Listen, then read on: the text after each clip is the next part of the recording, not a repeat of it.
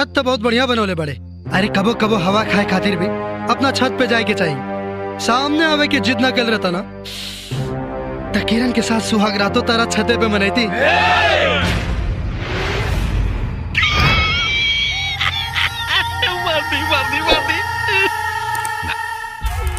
जाना मारा तोरा काहे की अपना दरवाजे पर तो कुत्ता भी शेर हो जाला।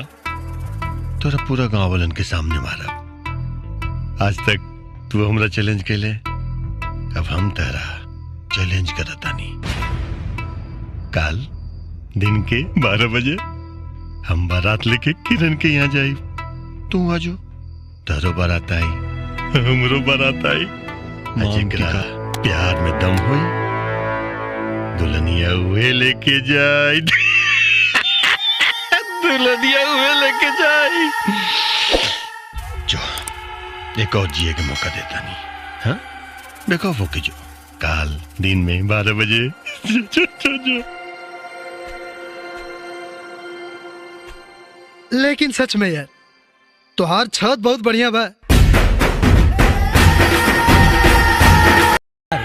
12 बज गई, अभी ले भी जावन आयल चाप चुप के। सासू माँ प्रणाम। बुलाई बेटी के। कहाँ से बुलाई? अरे घर से बुलावा। दादा, ठाकुर दादा, बड़का ठाकुर दादा बनाना। पूरे गांव में 11 बजे से पहरा लगुले रहना है। अरे 10 बजे आके उठा के लेके गए लोग के। कैसे? क्यों यहाँ से भाग?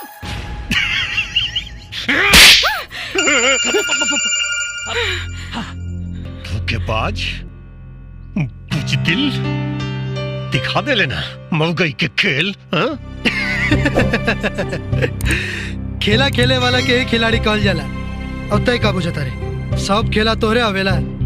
शुभ मुहूर्त में शुभ आदमी के ही ब्याह होला। अरे तुम बादे तो सामने आ तू। अरे भोजपुरिया मोगैम्बो एक के डायलॉग कितना मेरी बोलबे। ऐसा तो मौगन से दूर रहे के चाहिए। बाकी तोरा के एगो मौका देता नहीं। बस अड्डा पर खड़ा बनी, बस छूटे में भी 1 घंटा बाद अगर पहुंच गई तो कसम बा हमरा प्यार की। किरण अब हमार प्रेमिका से धर्म पत्नी बन गई बाड़ी। दोगुन ताकत से मारे विजय।